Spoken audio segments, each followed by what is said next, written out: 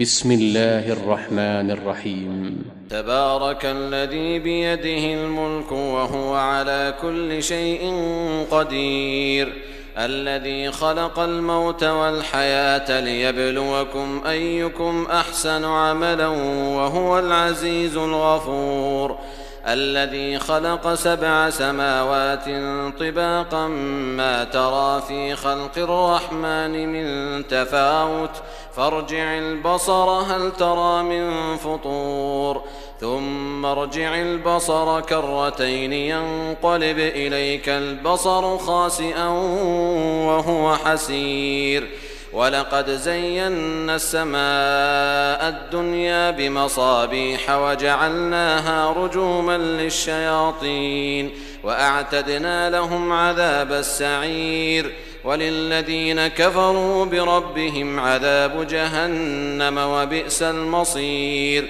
إذا ألقوا فيها سمعوا لها شهيقا وهي تفور تكاد تميز من الغيظ كلما ألقي فيها فوج سألهم خزنتها ألم يأتكم نذير قالوا بلى قد جاءنا نذير فكذبنا وقلنا ما نزل الله من شيء إن أنتم إلا في ضلال كبير، وقالوا لو كنا نسمع أو نعقل ما كنا في أصحاب السعير، فاعترفوا بذنبهم فسحقا لأصحاب السعير.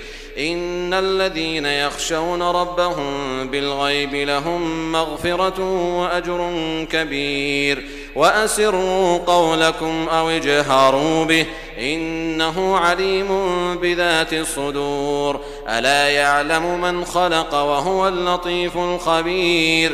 هو الذي جعل لكم الأرض ذلولا فامشوا في مناكبها وكلوا من رزقه وإليه النشور.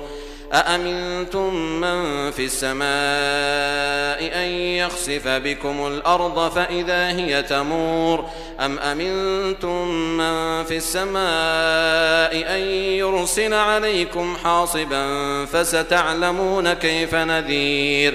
ولقد كذب الذين من قبلهم فكيف كان نكير. أولم يروا إلى الطير فوقهم صافات ويقبضن ما يمسكهن إلا الرحمن إنه بكل شيء بصير. أمن هذا الذي هو جند لكم ينصركم من دون الرحمن إن الكافرون إلا في غرور. أمن هذا الذي يرزقكم إن أمسك رزقه بل لجوا في عتو ونفور. أفمن يمشي مكبا على وجهه أهدى أمن يمشي سويا على صراط مستقيم. قل هو الذي أنشأكم وجعل لكم السمع والأبصار والأفئدة قليلا ما تشكرون. قل هو الذي ذرأكم في الأرض وإليه تحشرون. ويقولون متى هذا الوعد إن كنتم صادقين. قل إنما العلم عند الله وإنما أنا نذير مبين.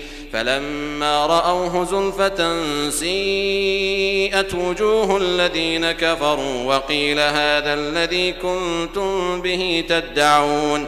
قل أرأيتم إن أهلكني الله ومن معي أو رحمنا فمن يجير الكافرين من عذاب أليم. قل هو الرحمن آمنا به وعليه توكلنا فستعلمون من هو في ضلال مبين. قل أرأيتم إن أصبح ماؤكم غورا فمن يأتيكم بماء معين.